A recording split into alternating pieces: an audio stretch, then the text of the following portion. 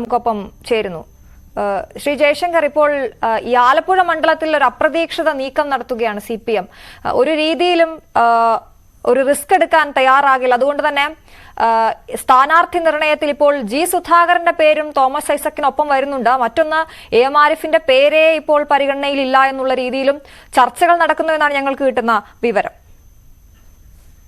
അങ്ങനെ ഒരു ചർച്ച നടക്കുന്നുണ്ടെന്ന് ഞാൻ വിചാരിക്കുന്നില്ല. കാരണം എന്താ വെച്ചാൽ AM ആരിഫ് ആലപ്പുഴയിൽ സാമാന്യം ജനപ്രിയനായ ഒരു പാർലമെന്റ് അംഗമാണ്.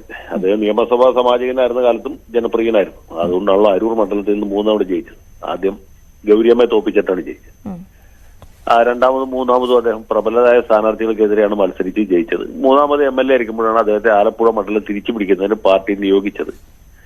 വളരെ ദുഷ്കരമായിരുന്നു ആ ശ്രമം. എങ്കിലും അദ്ദേഹം മാത്രം വിജയിച്ചു. സംസ്ഥാനത്ത് CPM-ഉം മറ്റിടതുപക്ഷ പാർട്ടികളും മത്സരിപ്പിച്ച എല്ലാ സ്ഥാനാർത്ഥികളും തോറ്റുപോയി. ഞാൻ ആ ചരിത്രമൊന്നും ഇവിടെ ആവർത്തിക്കുന്നില്ല.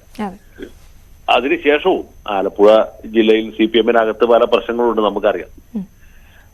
ഗ്രൂപ്പിസം അല്ലെങ്കിൽ വിഭാഗീയത വളരെ രൂക്ഷമായ ഒരു ജില്ലയാണ്. ഇത് പറയുമ്പോൾ പോലും കായംകുളത്ത് പാർട്ടിയിലെ നേതാക്കന്മാർ ചേരി തിരിഞ്ഞ് സൈബർ അറ്റാക്ക് നടത്തിക്കൊണ്ടിരിക്കുക.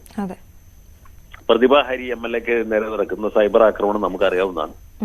മുതിർന്ന നേതാവായ G. സുധാകരനെ എങ്ങനെയാണ് ഷെഡിക്കേറ്റിയത് എന്ന് നമുക്കറിയാം.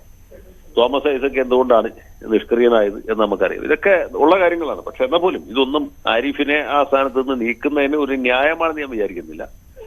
അദ്ദേഹത്തെ നീക്കുന്നത് കൊണ്ട് മറ്റൊരാളെ മത്സരിപ്പിക്കുന്നതുകൊണ്ട് അവിടെ വിജയ സാധ്യത കൂടുതലുണ്ടാകും എന്ന് ഞാൻ വിചാരിക്കുന്നില്ല. അതിന് സാധ്യത തുലവും കുറവാണ്.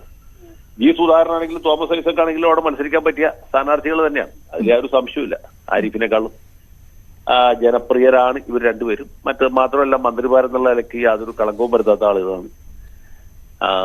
അതിലൊന്നും ഒരു സംശയമുള്ള കാര്യമല്ല. പക്ഷെ എന്നാൽ പോലും ഈ പ്രായാധിക്യം മൂലം സംസ്ഥാന കമ്മിറ്റിയിൽ നിന്ന് ഒഴിവാക്കിയ G. സുധാകരൻ ഇനി പാർലമെന്റിലേക്ക് മത്സരിപ്പിക്കുക എന്ന് പറഞ്ഞാൽ അതിൽ തന്നെ ഒരു വലിയ വൈരുദ്ധ്യമില്ല. അതുപോലെ മാത്രമല്ല ആലപ്പുഴ ജില്ലാ കമ്മിറ്റിക്കും പാർട്ടിയിലെ സംസ്ഥാന മൂപ്പന്മാർക്കും അനഭിമതനായ ഒരു നേതാവാണ് G. സുധാകരൻ. അദ്ദേഹത്തെ ഇനി പാർലമെന്റിലേക്ക് മത്സരിപ്പിക്കാന്ന് വെച്ചാൽ അതിന്റെ പുറകിൽ എന്തെങ്കിലും ദുരുദ്ദേശം ഉണ്ടാവും എന്ന് വേണം വിചാരിക്കാൻ. തോമസ് ഐസക്കിനെ സംബന്ധിച്ചിടത്തോളം കൃത്യമാണ്. അദ്ദേഹം ആലപ്പുഴയിൽ മത്സരിച്ച ജയസാധ്യത കൂടുതലാണ്. എന്നാലും അങ്ങനെ ഒരു ചിന്ത ഉണ്ടാകുമോ എന്നെനിക്ക് സംശയമാണ്. ഏതായാലും ആരിഫിനെ നീക്കേണ്ടതായ ഒരു സാഹചര്യം ഉണ്ടെന്ന് ഞാൻ ഇപ്പോഴും വിചാരിക്കുന്നില്ല.